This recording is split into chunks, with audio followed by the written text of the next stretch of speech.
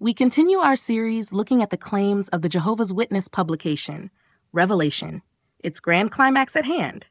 Still examining the theology behind Chapter 2, Paragraph 7 of the Revelation book, we will finish our look at Galatians 4 and Jerusalem above.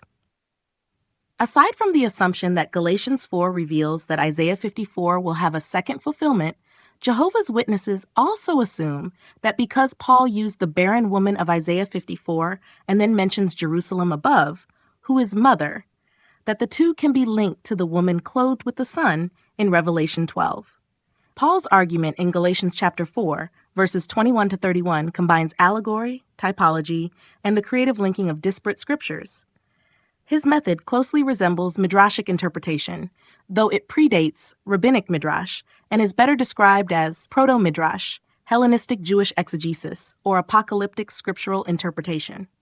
His theological point is that Christians, especially Gentiles, are the true heirs of Abraham.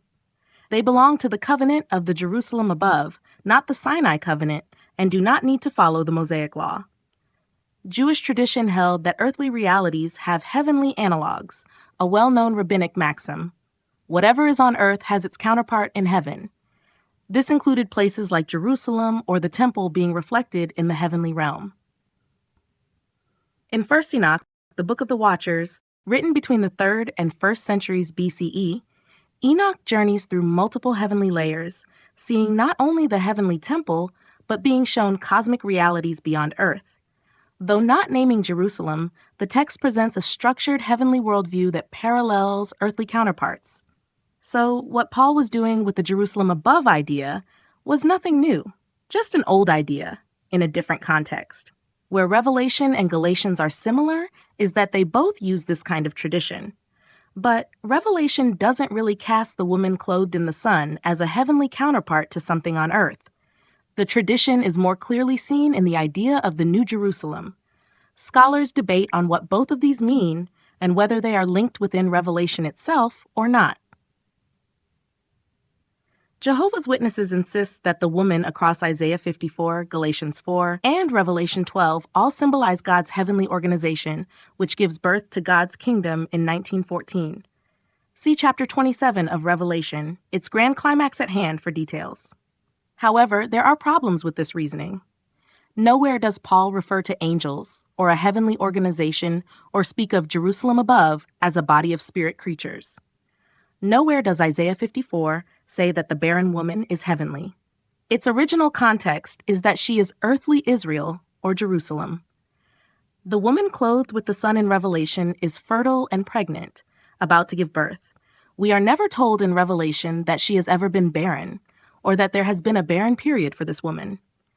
Therefore, there is actually no direct textual link from Isaiah and Galatians to Revelation as regards this woman.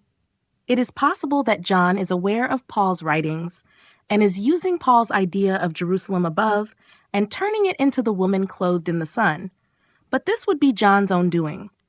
While John is telling us that he's getting his information through divine revelation, that isn't necessarily so. Paul doesn't even hint at divine revelation as the source of his Jerusalem above idea.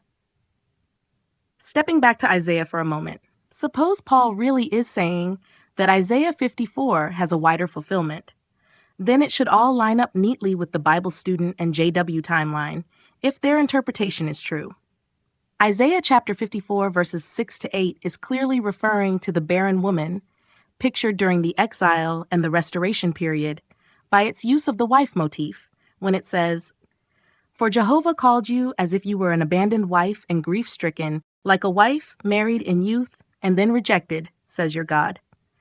For a brief moment I abandoned you, but with great mercy I will gather you back. In a flood of indignation I hid my face from you for a moment, but with everlasting loyal love I will have mercy on you, says your repurchaser Jehovah." Jehovah's Witnesses attribute this abandonment to a period of persecution or Babylonish captivity of the Bible students in World War I, which ran up to 1919. So, if we are following the context of Isaiah 54, that should mean that God's woman, or God's wife, as Jehovah's Witnesses insist she is, did not become fertile until 1919.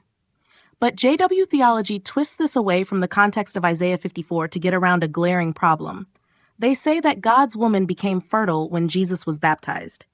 The chapter The Barren Woman Rejoices, from the book Isaiah's Prophecy, Light for All Mankind, Volume 2, paragraph 7 says, "Only when Jesus was begotten with Holy Spirit in 29 CE did he become a spiritual son of Jerusalem above, publicly acknowledged by God himself as his Son, the Beloved. It was then that God's heavenly woman had cause for rejoicing in fulfillment of Isaiah 54, verse 1. At last she had produced the promised seed, the Messiah. Her centuries of barrenness were over." They also say that this continues with the anointed and eventually the birth of God's kingdom, which is what they believe is depicted by the woman giving birth in Revelation. And that, they believe, happened in 1914. If the barren woman is God's woman, the problem Jehovah's Witnesses face with that interpretation is that Isaiah explicitly says that the woman or wife fell out of favor with God, and that is why she was barren. But how can such things apply to God's woman, an organization of perfect spirit creatures who have never sinned? What Jehovah's Witnesses end up doing is treating Isaiah 54, verses 6 to 8, as if it doesn't apply directly to the woman, although it clearly does in the context of Isaiah 54. Instead, they apply it to the anointed and have the woman suffer the flood of indignation by proxy. They try to back it up by running to Matthew 25, verse 40. See the chapter, The Barren Woman Rejoices, from Isaiah's Prophecy, Light for All Mankind, Volume 2, paragraph 14. Yet the fact remains, in Isaiah 54, the period of abandonment is the same as the period of barrenness. It doesn't occur after or during the restoration, when the woman has already given birth. Thus, the tension in JW theology remains. This inconsistent handling of metaphor lets them map doctrinal events onto Isaiah 54, but only by reassigning key elements and breaking the internal logic of the passage. This is sleight of hand and an equivocation fallacy. Next time, we'll try to wrap up the subject of God's woman by looking at Hebrews chapter 12, verses 22 to 24. Don't forget to check the resources in the description.